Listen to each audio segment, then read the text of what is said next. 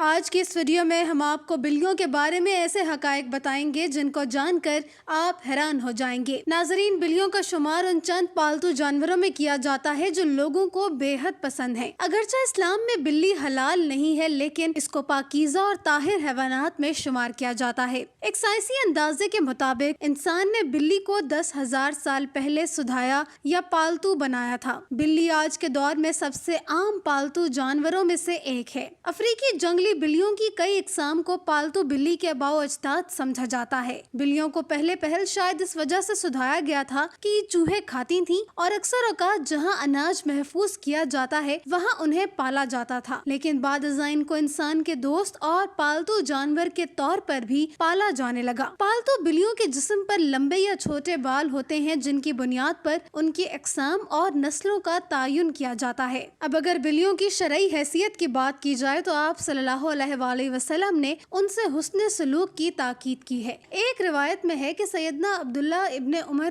رضی اللہ عنہ سے روایت ہے کہ رسول اللہ صلی اللہ علیہ وآلہ وسلم نے فرمایا، ایک عورت کو بلی کی وجہ سے عذاب ہوا، اس نے بلی کو قید کر کے رکھا یہاں تک کہ وہ مر گئی، پھر اس بلی کی وجہ سے وہ جہنم میں گئی۔ جب اس نے بلی کو قید میں رکھا تو نہ کھانا دیا، نہ پانی، اور نہ ہی اسے آزاد کیا کہ تاکہ وہ خود کیڑے مکوڑے کھا کر گزارا کر لیتی، یعنی کہ اس نے بلی کو تڑپا کر مارا تھا، اس لیے وہ جہنم میں گئی۔ اس کے علاوہ بھی بلیوں کے بارے میں کئی احادیث اور روایات ہیں جن میں سے چند آپ کو بتاتے ہیں۔ ایک روایت سے یہ بات ثابت ہے کہ بلی اگر کھانے میں سے کچھ کھا کر چلی جائے یا پانی پی جائے تو وہ پلید یا نجس نہیں ہو جاتا۔ حدیث مبارک ہے کہ ایک عورت نے حضرت عائشہ رضی اللہ عنہا کو ہریسہ بھیجا تو وہ نماز پڑھ رہی تھی۔ اس عورت نے ہریسہ وہیں رکھ دیا تو بلی آئی اور آ کر اس میں سے کھا گئی۔ عائشہ رضی اللہ تعالی عنہا نے نماز کے بعد اسی جگہ سے ہریسہ کھایا جہاں سے بلی نے کھایا تھا، اور فرمایا، بلا شبہ رسول کریم صلی اللہ علیہ وآلہ وسلم کا فرمان ہے کہ یہ بلی پلید اور نجس نہیں ہے، بلکہ یہ تو تم پر آنے جانے والیاں ہیں۔ حضرت عائشہ رضی اللہ تعالی عنہا بیان کرتی ہیں کہ میں نے رسول کریم صلی اللہ علیہ وآلہ وسلم کو بلی کے بچے ہوئے پانی سے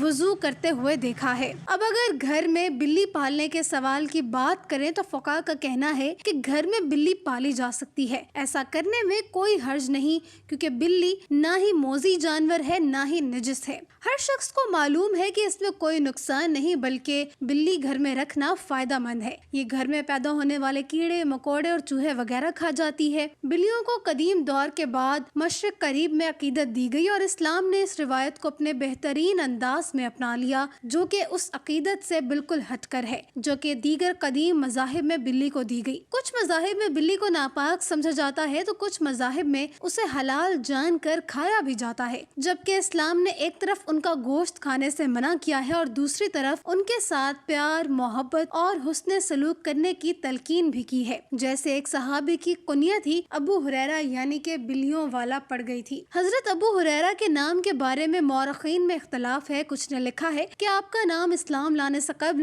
عبد الشمس تھا، اور کچھ کا کہنا ہے کہ اسلام لانے کے بعد عبد الرحمن رکھا گیا۔ کسی نے عمر بن عامر لکھا تو کسی نے عبداللہ بن عامر، لیکن آپ کا اصل نام راجہ قول کے مطابق عبد الرحمن ہے۔ ابو ہریرہ آپ کی کنیت ہے، اور ابو ہریرہ کنیت رکھنے کی وجہ یہ تھی کہ آپ کے پاس ایک بلی تھی جس کو آپ اپنے ساتھ رکھا کرتے تھے، اس لیے آپ کی کنیت ابو ہریرہ پڑ گئی۔ ایک دن ابو ہریرہ رحمۃ اللہ علیہ نے دیکھا کہ گرمی کی شدت سے ایک بلی دیوار کے ساتھ چمٹی ہوئی ہے، تو انہوں نے اسے اٹھا کر گرمی سے بچانے کے لیے اپنی آستین میں چھپا لیا۔ ناظرین، یہ روایت ثابت کرتی ہے کہ گھر میں بلیاں پالی جا سکتی ہیں۔ اگر کسی کو شوق ہے تو وہ ضرور پورا کرے، مگر ان کے کھانے اور پینے کا پورا خیال رکھا جائے اور اسے کوئی تکلیف یا پھر ایذا نہ دی جائے۔ سائنسی اعتبار سے بھی گھر میں بلی پالنے کا ایک بڑا فائدہ ہے، اور وہ یہ کہ بلیوں کو انسانی لمس بے حد پسند ہوتا ہے اور انسان بھی اس سے محظوظ ہوتا ہے۔ ماہرین کے مطابق بلی کے لمس میں اللہ نے ڈپریشن کے مرض کا علاج رکھا ہے، اور اس کے بالوں میں خاص قسم کے بیکٹیریا پائے جاتے ہیں جو انسانی جسم میں ڈپریشن کو کم کرنے میں مدد دیتے ہیں۔ چنانچہ پالتو بلی کو اپنے ساتھ لپٹا کر